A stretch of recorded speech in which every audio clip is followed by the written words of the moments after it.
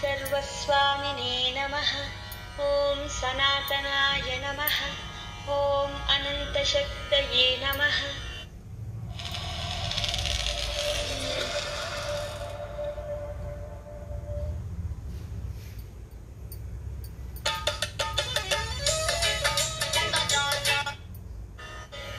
नमः। ॐ अक्षोभ्याय नमः। ॐ पार्वतीप्रियनन्दनाय नमः।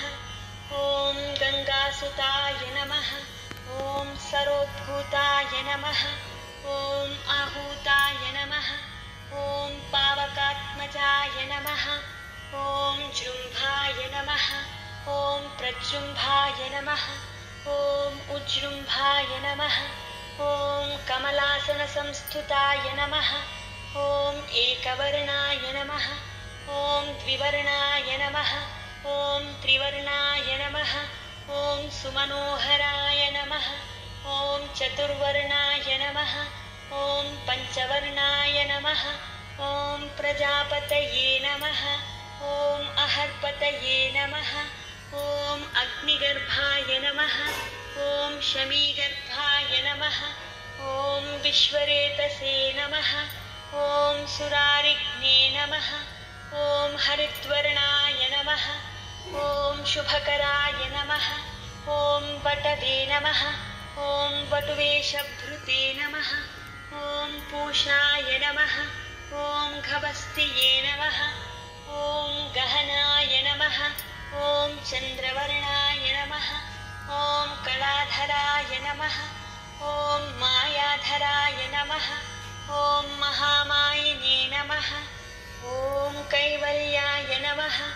ॐ शङ्करात्मजाय नमः। ॐ विश्वयोनये नमः। ॐ अमेयात्मा नमः। ॐ तेजोनिधये नमः। ॐ अनामयाय नमः। ॐ परमेष्टिने नमः। ॐ परब्रह्माय नमः। ॐ वेदगर्भाय नमः। ॐ विरात्सुताय नमः। ॐ पुलिन्दकन्याभर्ताय नमः। ॐ महासारस्वतावृताय नमः। ॐ आश्रिताखिलधात्रे नमः। ॐ चोरघ्नाय नमः। ॐ रोगनाशनाय नमः। ॐ अनन्तमूर्तये नमः। ॐ आनन्दाय नमः। ॐ शिखिण्डीकृतकेतनाय नमः। ॐ डम्भाय नमः। ॐ परमडम्भाय नमः। ॐ महाडम्भाय नमः। ॐ कृपाकरये नमः। ॐ कारणोपात्तदेहाय नमः।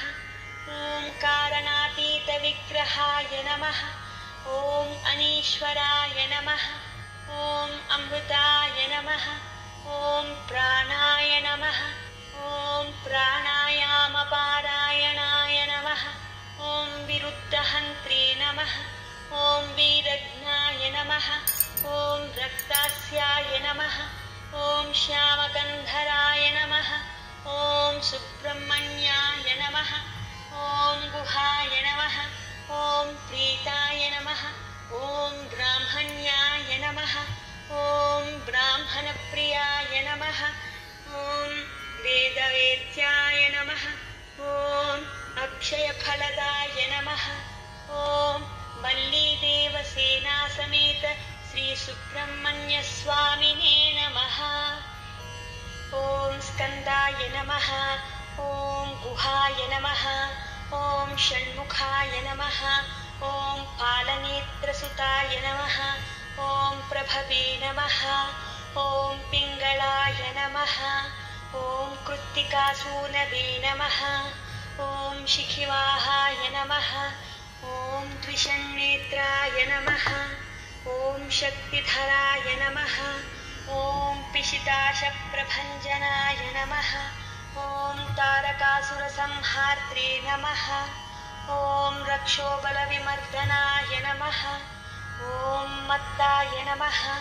ॐ प्रमत्ताय नमः। ॐ उन्मत्ताय नमः। ॐ सुरसैन्यसुरक्षकाय नमः।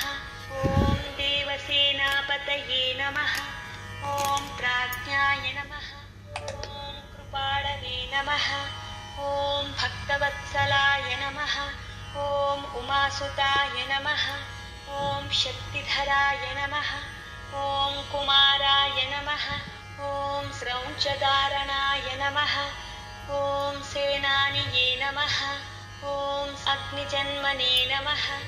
ॐ विशाखाय नमः। ॐ शङ्करात्मजाय नमः।